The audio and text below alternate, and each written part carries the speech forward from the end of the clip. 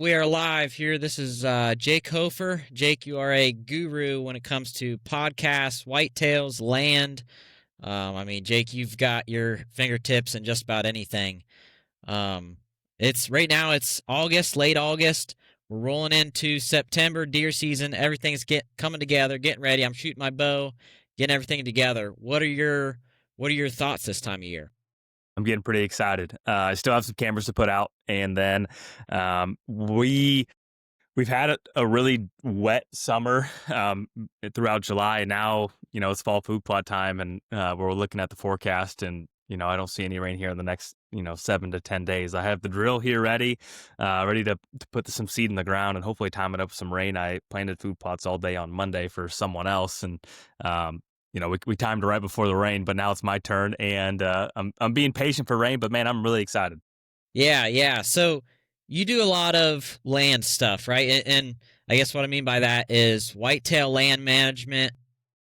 I mean, that is really cool to me. We've been doing a little bit of our own stuff just on our hunting properties, and it has made a substantial difference over the last couple years for me. And I know it has for many other guys out there. But that is one thing that I've kind of known you from is your land stuff. Let's talk about that a little bit. What are Yeah. you? So you're drilling. What's your plots look like? Yeah, so I actually here in my office I don't know, might be able to move my camera around a little bit. I got a lot of seed ready to go, and so I have I like to, and I learned this from Skip Sly on a seed blend that he likes to use, and I've sent it to a handful of different other people, but it's really heavy mix of like 40 pounds so this is all per acre, 40 pounds of winter wheat, oats, some rye grain, winter peas, and then you can mix in some clover, and then have another section or swath of that plot be brassicas, mixing it with clover, and then if you really are really excited about that spot, throw in some soybeans as well as basically a candy crop. So seed in everything really heavily, and it's man, when it comes up and we get some moisture, it is just a carpet of green vegetation. And what I like about that too is a lot of people fill in their food plots with rye grain, which I think is great. The one challenge is what comes up the next year, which if you just mow it in the spring and then you already seeded and drilled in clovers in that blend, so you don't really get much. I won't get much clover this year by seeding that in, but next summer I'll have a clover plot all summer until I terminate it and put it in my fall food plot. So that's what I've been doing the last 2 years, and it seems to be doing a pretty good job. Yeah, that's good. So you said it was a wet year this year. It's been really wet in Ohio. Are you altering your food plots or your seed mixes for wet years, dry years, or does it all pretty much stay the same? So we've had some pretty dry falls the last couple years, and so I've actually planted more stuff into perennial clover plots because the gamble of your fall food plot coming up nice without no rain is obviously a big challenge. So my strategy has changed a little bit, and some of the plots that I'm waiting, I've not sprayed them. They're still in clover right now, and they're still good to go. So if we don't get the rain and it gets too late into September, then I'll have a nice clover plot ready to go. If we do get we look at the forecast and there's an inch here and a half an inch, a couple days later, then I'll spray it and terminate that and drill it in. But I don't think I can make it as a farmer. It's too much Yeah. too much stress of timing and everything else. Oh, Um yeah. but no, I planted some sorghum this year. That's the first time I've ever planted sorghum, and that actually looks really good. I'll be curious the level of attraction for that food source, because Yeah. I haven't seen anyone else plant any substantial amount of sorghum in this area. And it may be good, it may be bad. It might be the only time I ever do it, or it might become a staple. We'll see. Yeah, good to test that stuff. A lot of so what we did the last couple years, we've had just a little bit of like Roundup Ready alfalfa in the backyard. And in our area, the main thing that deer are lacking is bedding. They've got a good bit of food. Now, obviously, food can be improved. Like we've got big ag, kind of where we're at, a little bit of hills, woods. It's kind of a good mixture. I don't know if you listen to the podcast that Dad did here. It's been several years now. I think it was the Exodus podcast. And he talked about the Big Buck Divide in Ohio. Oh, yeah. And it's Oh, kind of yeah. like an area where the glaciers stopped, and everything north of us, northwest of us, is kind of like flat, big ag, not a whole lot of woods. And then everything south of us is big woods, a lot less ag. That's kind of where we're at in Ohio. So we've got a really good mixture of ag and woods. But the main thing that we're missing is bedding. So Mm. as far as what we've done, some group openings over the last couple years, and this summer they really popped.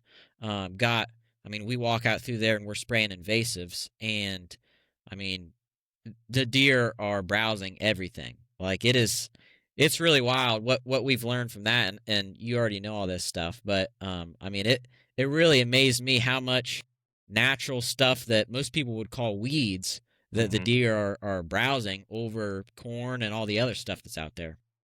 Yeah, I think that brings up a really interesting point because when you go on YouTube, you want to see pretty farms, and everything looks manicured and looks like it could be on TV or on a magazine.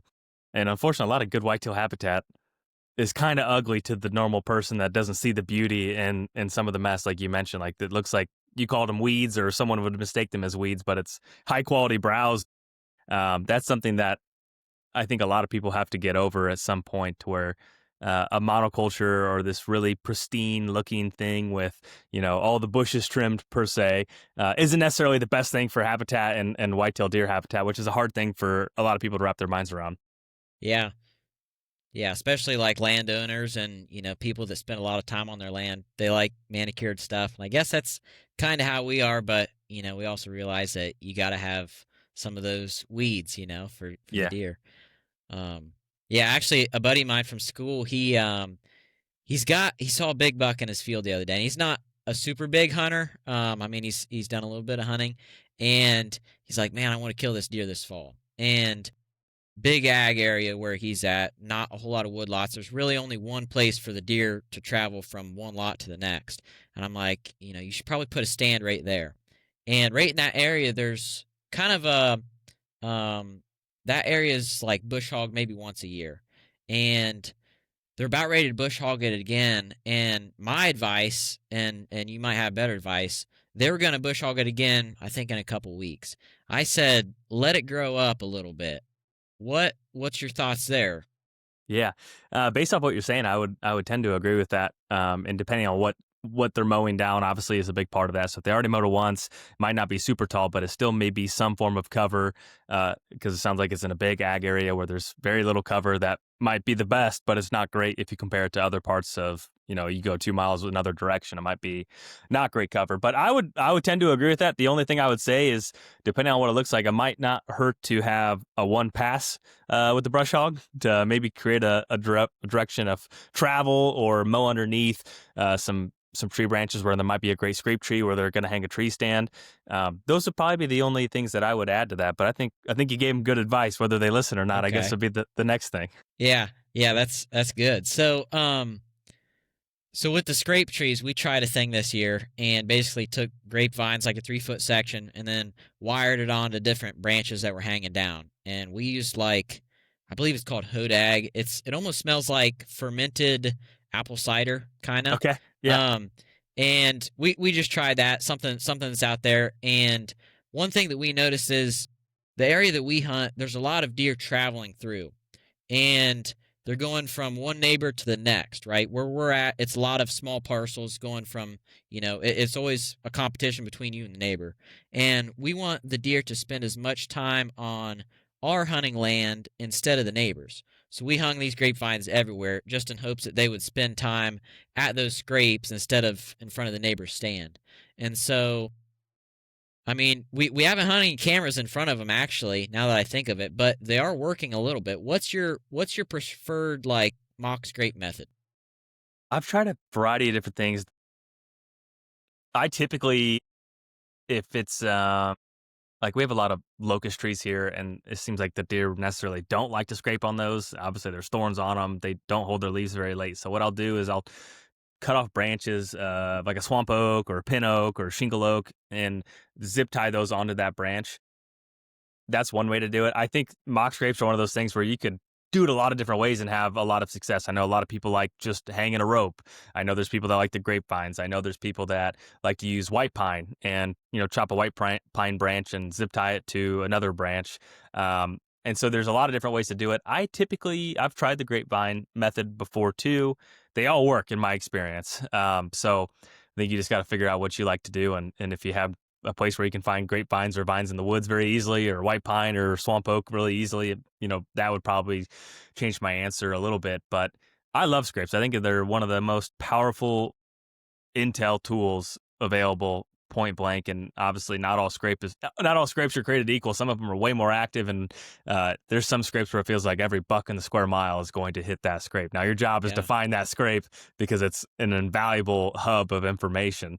um, but I've been ever since I've had the ability to run a lot of cameras, I've always been infatuated with scrapes and trying to understand the deer behavior trends. When does it have the most activity year to year? When does it die down? What's the correlation of does hitting it and then a buck hitting it later on, and then running them on video? So I, I like scrapes a lot. I think there's a lot that you can learn, and there's a lot of things that I still want to learn because I feel like just the more data and the more information you're going to be able to create some form of an opinion. Yeah. Yeah. So that kind of leads me to the topic. A lot of guys around here, and it might be the same in a lot of places, they don't hunt on their own land. Like most people, they're hunting on the neighbors or they know somebody or public land. What is a good thing to do with scrapes going to a new property you've never hunted before? Is scrapes a good way to get inventory, mock scrapes, finding your own scrapes? Like, My favorite place to find an I'll call it an intel scrape. Just made that term up right now. Someone else has probably made that up before too. But I typically find those. So picture a bottom, and so I know there's some terrain where you guys are at, and there's terrain in all places of the country. But picture, two hills coming down. Maybe it's a creek bottom or a little drainage, and there's typically a spot where scent likes to pull down, and usually there's already a scrape there. And if not, you could create one. And I think those would be very, very beneficial for getting a lot of inventory. Do I think that's a scrape that you can easily hunt with swirling winds? No. But you can definitely get a lot of information really quickly, or just hang a camera there and let it soak all year, and you'll be able to pick up some interesting trends. But that's probably one of the places I would look first just for intel. And then aside from that, there's some spots where it's on the edge of something that's really thick, and maybe it's some sort of transition, and it's outside of presumably a bedding area. That's another great spot for a scrape. And then lastly is, people, depending on the quality of habitat and cover nearby. I mean, honestly, just a field edge scrape can surprise you with the amount of activity. And might be at night, but hey, it might not be too. So yeah, if you have a good scrape and you have a good feeling about it, I put a camera over it. yeah, If you're not able to make a guess, make a lot of guesses. that's good to know. Yeah. So what about time of day? Have you found any correlation with time of day, moon? Like when are they hitting the scrapes? No, I always I admire your dad's attention to the moon. I am not that guy, and I should, because I know I'm missing stuff by not paying attention to it. But I don't necessarily would say there's a true correlation to time of day. I mean, it depends on the scrape location. I think if it's more, tucked into bedding, and they're transitioning back or cruising, and also the time of year is another part of this too. But it seems like a lot of timber scrapes, a lot of times it seems like late morning. I would say they're a little bit more used in the evenings on, more of a food source. Transition scrape would be another one. And I don't know if I have enough data to say that, you know, say that definitively, but I'm sure with all the apps and everything coming out there, there's going to be some data and information that will succinctly say that scrape activity across the country was highest on this date at this time based off these factors. I bet you we're not too far away from knowing all this information if they compile all that, with all the different users out there, which would be very interesting to see. Because the one thing that I always kind of wish, a lot of the deer studies are in the South, right? And they're on pieces of ground that necessarily wouldn't be totally relatable to Ohio or Illinois, where I'm at. And I feel that camera data, if manufacturers are able to utilize that and synthesize what is happening on those cameras, it may be the next best thing for Midwestern states to have some form of deer study and deer intel, which as a deer nerd, I think would be really fun for everyone to look at. Like, man, on November 9th, it was the most mature bucks on camera of the entire year. Like, I think that'd be pretty Yeah. cool to know. Yeah, that'd be really cool intel. I think that's one thing that is really gonna, like you said, increase over the next few years with, all the AI and all the technology that people are using to hunt now with, OnX and we've been running Moultrie cameras these last few months, and they've got in the app they can sort out which pictures are bucks and which ones are does. Like even that little thing, like that's kind of nice. but I it's only use that going to a lot get, more. Yeah, I use that a lot more than what I thought I would too, because I've been yeah, using Moultrie as well, and I was like, man, I don't know if I trust that. And then when you start running a lot of cameras, it's easy to miss a picture here or a picture there, and then you just flip it over to buck mode, and you're like, oh dang, I missed that picture. yeah. It's actually a really useful tool. Yeah, yeah, it's more accurate than I would have thought it had been. But yeah, that's pretty cool. But technology is definitely coming in bigger in the hunting game. And there's no telling where it's going to go, but yeah, always changing. But so with the public land, one thing that I've learned a lot from listening to your podcast, and lots of other people on land, like I did a through our FFA program, the VOAG part of the high school. You've got FFA, ag. One of the competitions we do there is forestry. So we basically learn like tree ID, TSI, just a bunch of basic stuff like that, and that really helped me a lot. When I walk into the woods, I see it totally differently than I ever did before. Plus, add in all the stuff that I learned from you on the podcast, all kinds of these new resources coming in. Like I see the woods totally different from how I used to, and how a lot of people do. And when I'm out and about, whether it's, scouting or just on a property, like the first thing I notice is, are there invasive? What's the habitat here look like for deer? I'm constantly like analyzing that type of stuff. And it's a skill that I'm looking forward to get better at. And I think that it's, having my own podcast, talking to guys like you, it's definitely gonna make me better. But to the public land point or somebody else's land, what do you look at first when you're walking on a new piece of property like that? You know, it's funny you bring that up because once you start identifying those things, it's like, how did I miss that over the years? Where you learned it a lot faster than what I did, because I was still probably in my late teens before I paid any attention to anything like that. So it's really cool that you're able to learn that, and there's programs available to give you kind of a kickstart to learn. Because I mean, you could probably go out with some grown men, and you would be able to identify more species than them, and maybe they've been hunting for 20 years. So I commend you for taking that skill up and learning it, because it's a super powerful tool to know. The first thing I do, I like to just basically it's kind of boring, but just look at the map on Onyx and just really try to soak in of what are maybe some obvious things. Now, if it's public land, I do not hunt a ton of public. There's not a lot necessarily a ton where I'm at, but the challenge with that is if you identify like, oh, that looks like a sweet inside corner, or that looks like a potential great spot for a creek crossing, or it looks like a drainage ends here and I have the 3D slope angle on and I'm looking at it like that seems like a great spot. The problem with that is there's probably 15 other people that also identified that. So Yes. on public land, I feel like it's even more important to be a really good woodsman and look for the things that you can't find on the map. Now, on private ground, it's a lot easier, and that's just the reality of it. Is like, if this looks like a good spot, you go there, it looks like there's a good sign, more than likely it could be a good spot. And then on top of that, you can put out a camera, not worried about it, don't have to be worried about it getting stolen, and you can just learn that so much faster. But when I get onto a different piece or a new piece, or maybe it's a piece that I'm going to sell, um, there's a couple spots I usually look at before, and it's like, I want to go look at that. That's the first thing I want to go look at, and just see what it looks like in comparison in real person versus what I think it looked like in my head based off of looking at the satellite imagery, guessing maybe what tree species are going to be in there. And this is a little guessing game I like to play with myself to try to get better of like, man, I think this area is probably going to have silver maple, hackberry, maybe a white oak or a bur oak somewhere here and there.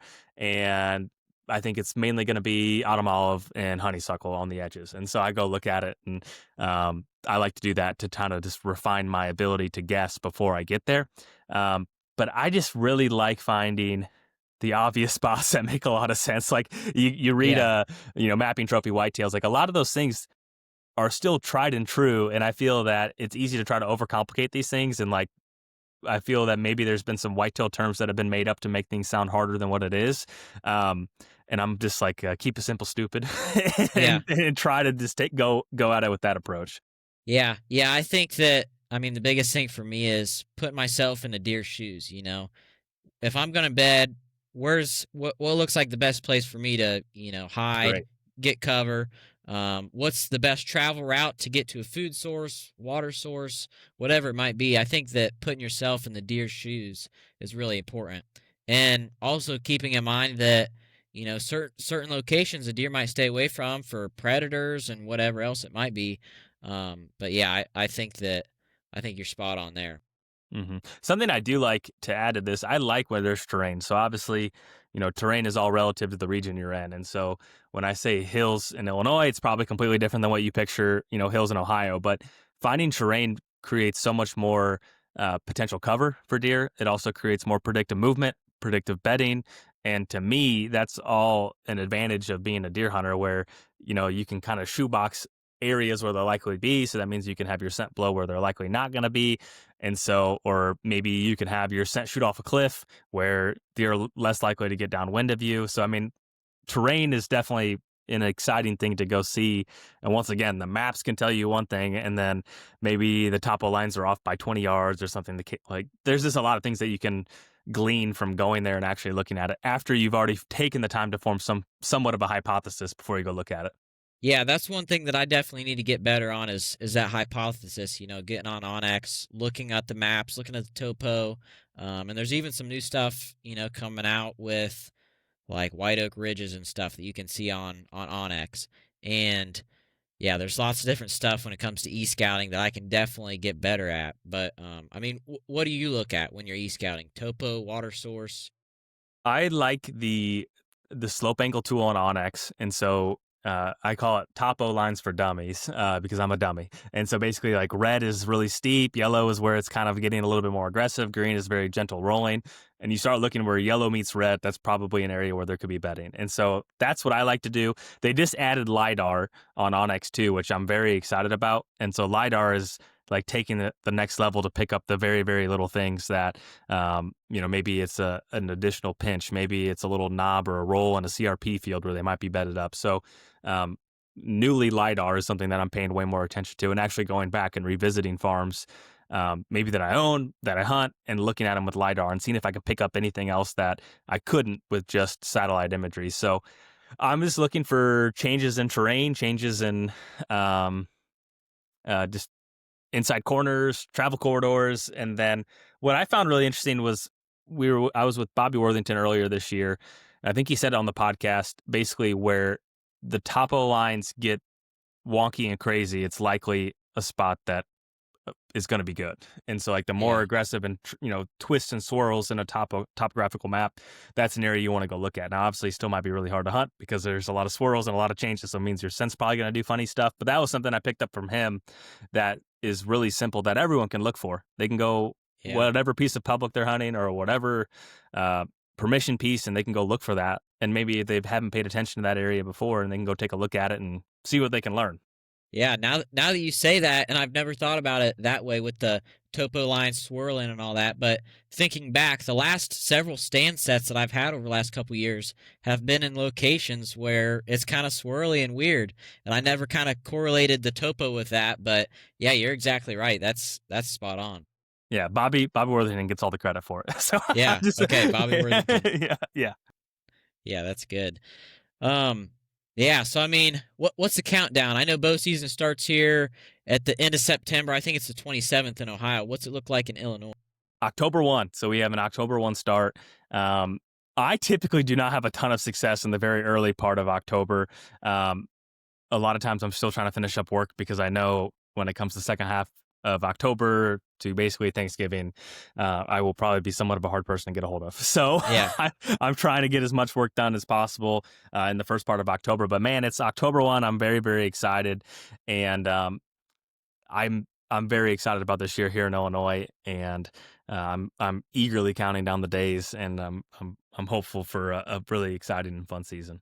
Yeah, it should be a good one. Our game plan this year is going to be to, harvest our bucks on the opener basically as early as possible because last year I was hunting all the way into December, even early January, and I'm like, should I, put down? Should I quit going to the tree stand and start, target shooting again? Because there's a lot of tournaments that are starting in mid-December, and I really need to put in a lot more time to stay competitive there.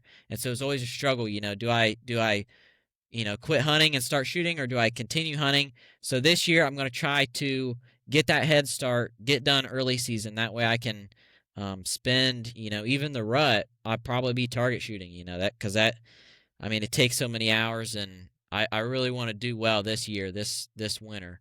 But Mhm. yeah, that's kind of our plan. So do you have an early season setup, like a dynamite spot where you feel like it's going to happen? Yeah, I mean, we've been putting out cameras, and we've been patterning bucks a little bit. Just the last 2 weeks, we've been starting to correlate some stuff. We'll definitely get some more intel over the next month, but yeah, there's a couple bucks out there that might be shooters, and there's always new stuff that shows up. A lot of our properties are they're more rut properties. It always seems like a lot of bucks summer on the neighbors and then come through us during the rut, and we're starting to get more deer on our property during the summer because of some of the property work we've done. With those group openings and the different stuff we've done there, that's definitely made a big difference. Yeah, it's exciting. I always admire people that have a lot of success like in the first few days of season, because what that tells me is that they didn't wait until October 1 to like, oh yeah, it's deer season, it's time to get going. Those guys have been scouting and patterning bucks, and it's just a matter of, is that deer going to change its pattern before we can go hunt? Because if he doesn't change his pattern, I'm gonna shoot him. And Steve Pinkston's a guy that comes to mind for that. He summer scouts exceptionally aggressive and always finds success. So I always have a lot of respect for people like that, and it's like kudos to them. Yeah, well, Jake, I'm normally not that guy. Like it's typically in the past I've started on when dad gets back from his elk hunt, which is typically the last couple weeks of September. Like Hmm. that's normally when we hang stands and cameras and stuff, but yeah, this year we've really gotten a jump start on it, and I hope that it makes a difference. Yeah, well, that's exciting. You'll be prepared. You'll be prepared if it happens, and if you don't, you already have a head start to make it happen earlier, maybe in October, or hopefully not carry your tag into December, because I know target shooting is a really really very big goal and focus of yours. So that makes total sense to me. Yeah. I think I'll be pretty fortunate. The last couple years, I mean, I've put a lot of hours in the stand, and I have not killed a buck. I've passed up very many, and I think that I should have pulled the trigger on a couple of them. I kind of regret a couple times, but I mean, it just makes them better for next year, right? So, Yeah, I mean, I've had a really good last couple seasons, especially since we've been doing work. I mean, just totally changed the dynamic of how that property is run. I mean, Dad's hunted there for probably pushing 2 decades, and I mean, the pattern of deer has changed so much, and definitely for the better. I mean, that property stuff, I can't emphasize it enough. Like it's the real deal. But yeah, I mean, tons of hours in the stand. Had some great encounters. Never bent the string. I never did bend the string the last couple seasons. But this is it. This I've is your year. I feel it. yep. But I've had some good fun though. No, that's really cool. It's interesting to hear how much of change the behavior has been on the farm based off the couple of years of work that you guys have been doing. That's really interesting because I feel like sometimes when people hear about these projects, they think it might take decades. But then you talk with other folks like, man, 1 year can make a huge difference if you do these projects correctly. And that should be really empowering for everyone to rip the band-aid off and start that process, because it does always, there's two different approaches, like stay out of your woods completely, and then the reality is I think a lot of people misunderstand that. What they mean is like go in and get it done and then get out of there, rather than letting projects linger on. And I'm not the perfect example of that. I try my best, um, but yeah, that's pretty interesting to hear. Yeah, what was really unique about this property was a lot of the deer would they'd kind of be where we're at, kind of on a hillside down the bottom a little bit, and then they'd go up to the hilltops where there's fields in the evenings to, run around, do their thing during the rut. Now we've made group openings down in that bottom, and, they've got several acres down there to run around. So during the rut, I mean, I had multiple days where there would be, I mean, at least half a dozen bucks running around down in those fields that would otherwise not even be on the property if we hadn't made those group openings. Yeah, it's interesting. Yeah, it's been very impressive. But yeah, so I'm looking forward to this season. I think it's going to be a good season. I've been thinking about my hunting bow. I haven't set it up yet. I'm still doing a little bit of target stuff here, mingling around. I probably should get my hunting bow set up in the next week, I'd say. Probably about a similar setup from next year. What are you running? I run a Prime Nexus, and I'm gonna come out there, and you're gonna give me shooting lessons someday because I need to learn. Absolutely. I need to learn from you, man. But yeah, I run the Prime Nexus. I'm the least like gear junkie tinkerer when it comes to my bow. And this is reflective of probably some of my horror stories when it comes to bow hunting. 20, 30 yards. If I feel good, I'm happy. I definitely could use some help from you. So I hope to make a trip out there one day where we take the Mason Springer shooting class, and I'll be your Yeah, first student. definitely. Hey, that'd make for a great video. Yeah. Um, yeah, and I mean, I'm not really much of a gear junkie either. Like, I don't know if there's anything on my bow that's newer than 2015. Like, I've got kind of an older setup, which honestly, I don't think that I would want some of the new stuff. Like, when it comes to archery, there's a lot of, controversy. Heavy arrow, light arrow, there's all kinds of stuff. Fixed blade, mechanical. But I kind of like my setup where it is right now, and I don't see myself changing it at least for the next several years. Yeah. Where do you fall on arrow weight as far as your opinion? I just had a conversation about this earlier today, and I'm going to record an episode with Greg Glessinger here this Friday about the front end weight of what he feels is the magic number. So have you looked into that at all, or do you have an opinion? So having a target background, I've got a um not necessarily a different view than a lot of people, but I've got I'll call it a broader view, if that's the right word. Um and I also get a lot from Dad. Dad's a big influence. He is a crazy light arrow guy. Like, he runs a 300 grain arrow at 70 pounds. So he's shooting somewhere around 350 feet per second. Like, it's insane. And his idea behind that is he misjudged an elk a couple years ago by 10 yards and still hit it in the kill, and it was a great shot. He's able to do things like that with a setup that's 350 feet per second. Um, he passed through an elk end for end. So on an elk, an acceptable shot is straight on, Hmm. and it came out the rump with a 300 grain arrow, believe it or not. But so with the penetration, I mean, I don't necessarily believe a whole lot that when you're going through flesh, a heavy arrow makes much of a difference. I mean, I'd say if you're going through bone, then it would make a difference, but hopefully if your arrow's light enough and you're not you're able to misjudge animals, you don't need that breakthrough bone ability. If you're able to place the shot correctly, there's really no need for that. So I'm on the lighter end of things.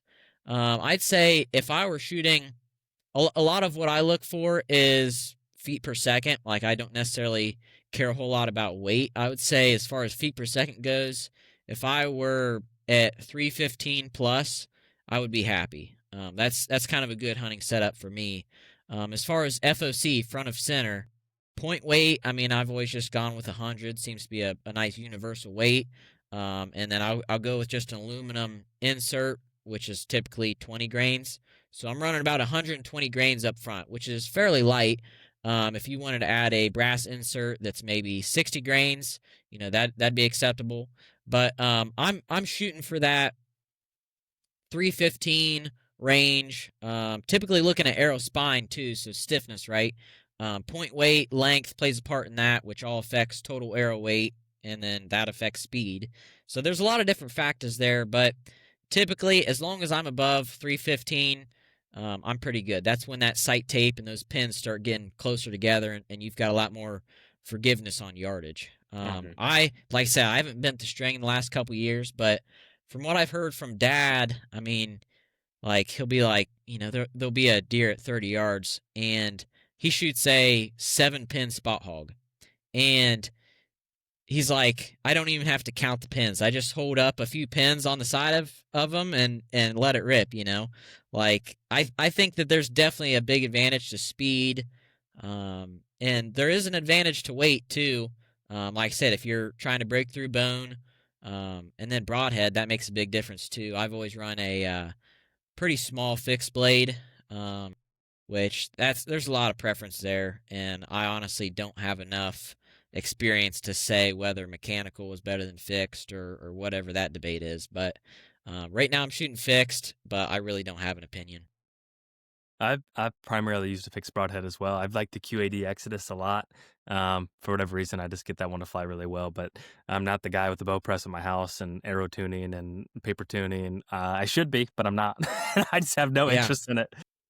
yeah. As far as arrow flight goes, in the target world, um, there's a lot of like super fine tuning forgiveness stuff that you can get into, but in a lot of cases, having point weight and a light shaft helps with stability, right? So you don't have to have as large of a vane, which can help with drag, a couple different factors. It helps with stability as well as like wind tracking. If you're hunting in the windy area, you gotta keep that into factor too. Light arrows, they might blow off more, but they're also not going through the air for the same amount of time as a heavy arrow. So it's kind of a trade off. Like I said, I haven't done enough testing to definitively say, one's better than the other. But typically, if you can get a lighter shaft and a heavier point, shifting that front of center closer to the tip, in a lot of cases, that's going to be beneficial. That's pretty much the main thing there. Yeah, it's a highly debated topic. It's funny. The trends and changes and camps when it comes to arrows and arrow weight and broadheads. To your point, it's like, man, there's people that have really, really strong opinions about that, and it's good to hear your perspective. Yeah, yeah, I try to stay neutral on it just because, I really don't have the experience to say one or the other. I've heard lots of stories, but yeah, that's kind of where I'm at. No, that's pretty makes a lot of sense. Yeah, so well, one thing when it comes to shooting, bow hunting, and I learned this from Dad, is shot timing. So this is kind of an interesting thing. Dad will basically practice shooting his bow, and he'll shoot until he's feeling comfortable, right? He's putting down some good groups. Shots are breaking well, and then he'll speed up that shot about 1 second, and he'll shoot another group and see how it is. And if his group opened up, then maybe he'll go back to that longer shot. If it takes 10 seconds for a shot, shrinks it down to 9. If the groups open up, then he'll go back to 10 seconds, keep practicing. But eventually, he'll keep working that shot timing down to even like 4 seconds from when he bends the string to when that arrow's flying. 4 seconds. And according to him, and some of the situations I've been in, even though I didn't bend the string, I was kind of imagining if I wanted to, harvest that deer, shoot that deer, um, imagining what that scenario would be in my head. When should I draw? All this stuff. I've pictured a lot of that, and having that quick shot timing for me has seemed to, it would have had a significant advantage. And I know Dad has said that numerous times. Being able to rip off an accurate shot in that 4 second mark, which is astonishingly fast, can be really helpful in some situations. That's a great piece of advice. Yeah, because oftentimes it happens really quick and when people have a cadence of in their backyard where they draw back, they take 3 deep breaths, they're just trying to get it absolutely right. And then all of a sudden a buck's coming in and it's a tight window and it's going to be a tight window and your heart rate's elevated by 30 or 40% and you're trying to go through that sequence. And um, that's a great drill, a great drill to practice. Yeah, it's a good one. It's a good one for a lot of people to practice. And even in target archery, typically the shorter your shot is, the less time you've got to screw it up. Mm. There's a lot. There's a lot when it comes to the mental game, and associating target to hunting like that has helped me so much in the bow hunting world. How Even long just is it how long does it take you to squeeze off a shot in a competition typically? I would say that that's not necessarily the right question. I'm going to answer a different question. It doesn't necessarily matter how long it takes to raise your bow, draw it back, get to anchor, look through the peep, and get on target. I think that the most important time that you're looking at is from when you're on target to when the shot fires. That's kind of the time frame that I look at and pay attention to. For me, that's about 2 to 3 seconds. Um, that's kind of the spot where a lot of things can go right or a lot of things can go wrong. You get into that shot, you're on target, and all of a sudden, the thought of what you might be eating for dinner pops in your head, like whatever it is. Um, like that's kind of the spot where it goes wrong is when you're standing there still and trying to execute that shot. So I try to shorten that time frame as much as I can and still be accurate. As far as my total shot time, I would estimate 10 seconds, 12 seconds, somewhere around there. But the main thing that I look at is that once your pin's on the target to when it breaks. That's what I'm trying to make more consistent and what I'm trying to reduce that total time. Yeah, that's interesting. Do you feel that when you have a bow in your hand during deer season, do you feel very, very confident based off of all the preparation from target shooting? I understand it's not exactly the same, but a lot of people pick up their bow in September and they shoot it for a few weeks and they, like, but you are practicing year round. And so that has to be a huge competitive advantage when it comes to when the moment of truth occurs. You're like, man, I know I can execute the shot. Yeah, yeah, and bringing this target archery stuff over into the hunting world is really fun for me. I love talking about it. But yeah, so as far as like when a deer is coming, and sometimes it's low light, and I really can't see the antlers until they get closer, and so I'll stand up and get ready because I don't know if that's a deer that I want to shoot, and that's kind of where I would say a lot of people, and I have in the past, start to get nervous. You feel that heart rate elevate, thoughts start going through your head.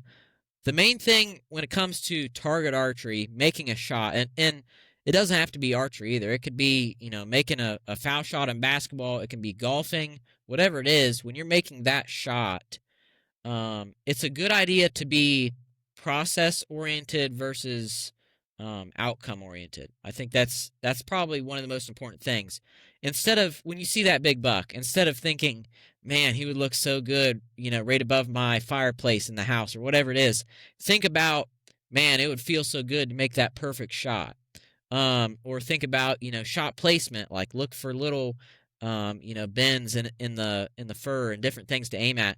Like I think that being process oriented more than outcome oriented when a big buck comes in or any high pressure situation, I think that's one of the most important things. Secondly, when I like to be very conscious of what I'm doing in a situation like that. Some people will kind of go brain dead under a high pressure situation. I think that for me, it's been more beneficial to do quite the opposite. When a buck is coming in, I'm analyzing everything that's going on. I'm looking the other direction for other deer coming that way. I'm watching that buck. I'm watching his eyes. I'm making sure that I have an arrow nocked. I'm making sure my release is clipped on correctly. I'm making sure that I don't have any loose articles of clothing hanging out that's going to get caught on my string. And I'm also paying attention to my heart rate. For me, it's kind of with that target archery background, I've been in a lot of high pressure situations, and I've kind of learned to lower my heart rate. Um, and I'll share a really good tip actually for this. Um, if a big buck's coming in, feel your heart rate going up. Typically, that's a bad thing. You're nervous. Your thoughts aren't exactly right. The hormones flowing through you are different. It's not going to be the same as that shot in the backyard.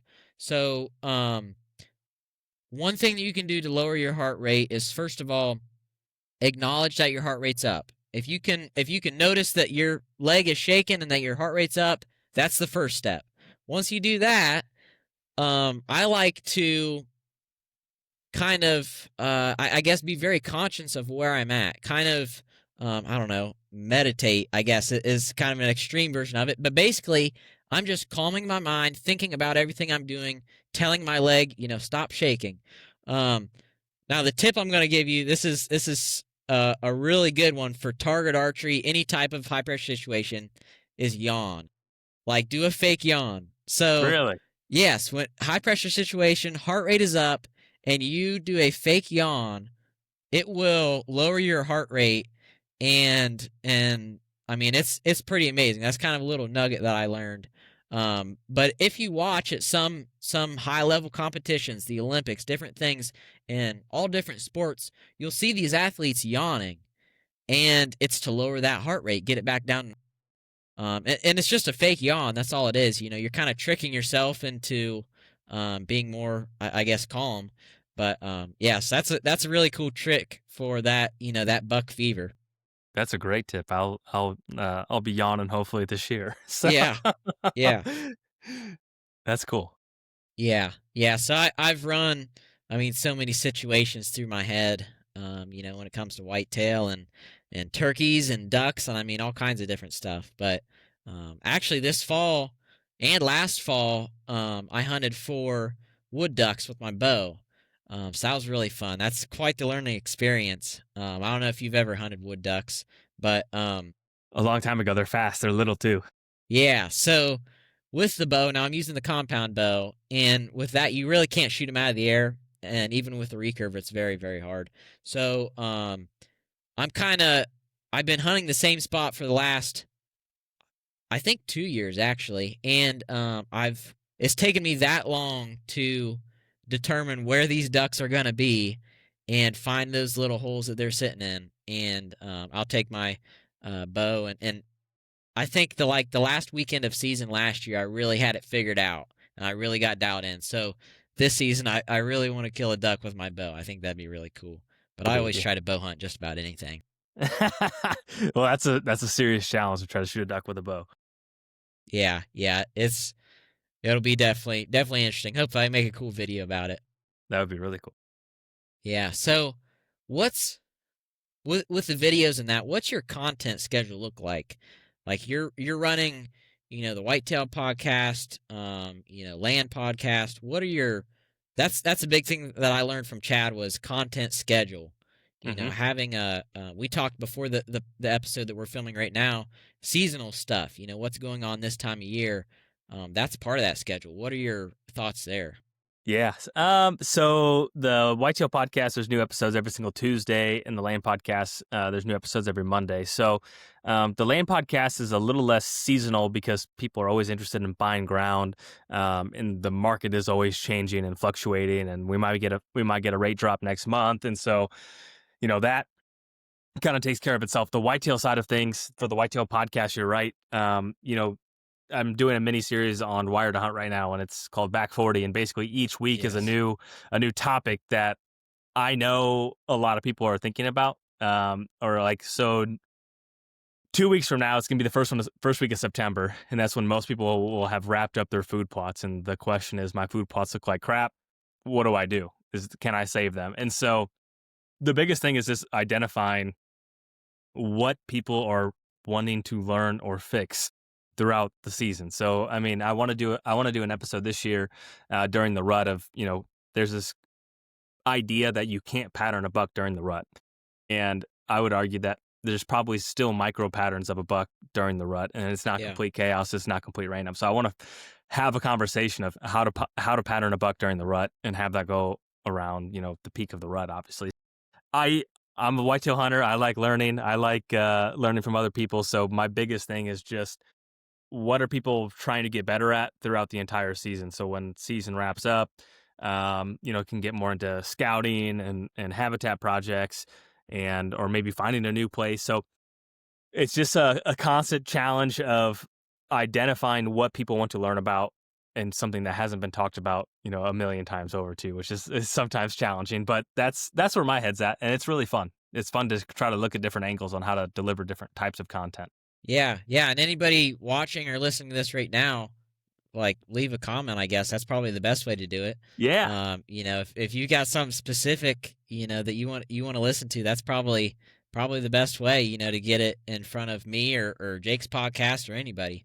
Yeah, I oftentimes I'm always very open to people's feedback and ideas because I think a lot of times, when you're operating, it's easy to get into your I don't want to say get in your own way, but like, no, this is what I'm thinking. But then someone else has an idea and it's like, oh, that's actually an excellent idea. I'd love to. I think that's something that we should do. So, yeah, leave a comment because I think that's the best way to find areas that people want to learn more about. Yeah, I know the kind of the first feedback I got. I've been posting a good bit over the last couple years. And initially, like I really didn't necessarily like my content until probably January of this year.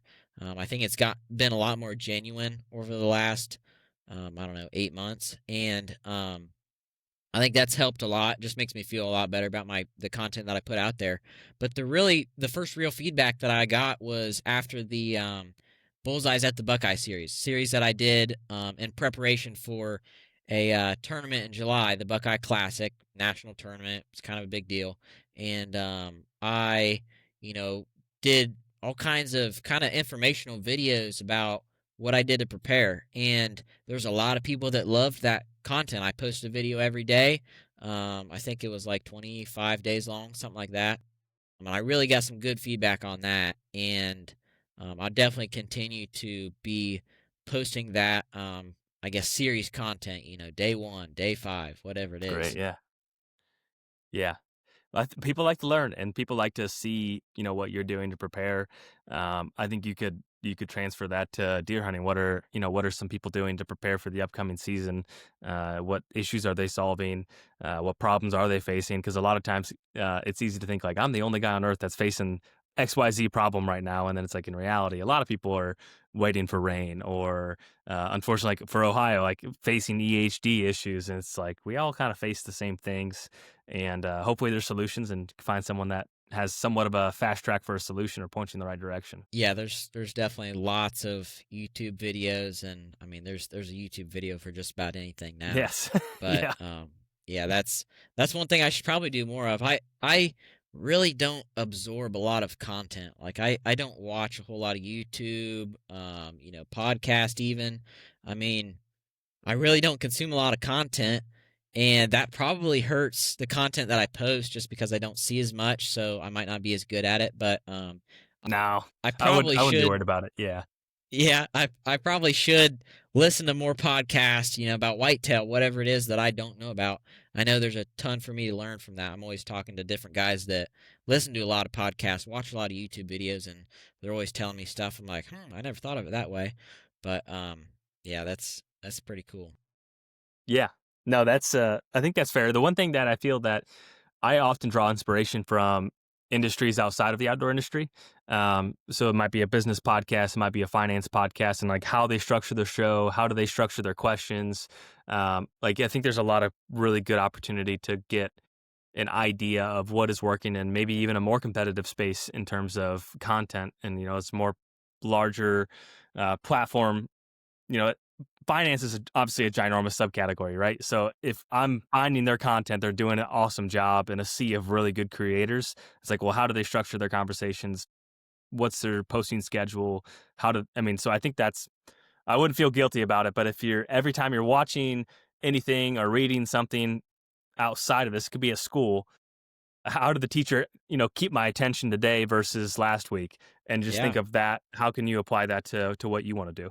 Yeah, that's some great advice. And I've kind of the way I grew up was kind of unique. Like I listened to a lot of conversations that adults around me were having for many years, and I learned a lot from those conversations, and it definitely helped my communication skills a lot. But kind of doing that with podcasts, successful podcasts, successful any content, kind of piggybacking off of that's probably a great way to do it. Yeah, just my opinion. That's what I try to do. Yeah. Yeah, I did one thing, which was get some good lighting. I watched a couple videos on YouTube and found out a some I learned some things about different lighting. Like there's different lights up here. I've got a key light and fill lights over here, and you probably know this stuff. I got a fancy headset and Yeah. just different stuff for I guess making it appealing, look professional. I the first couple episodes that I'm posting here are going to be some high profile guys like yourself. Jeez, I don't Build know a about that. build a build a little bit of credibility, if you can call it that. But yeah, that's kind of my plan. I think it's a good one. I hope I can be successful with. I'm sure if you stick with it, you will be. And I look forward to following along in your archery career too. I have no doubt it still sticks with me. I said, "What's your all time goal for archery?" Do you remember how you answered that question? Man, all-time goal. So, um, I mean, when it comes to archery, there's, I mean, it's similar to a lot of different sports. Golf especially.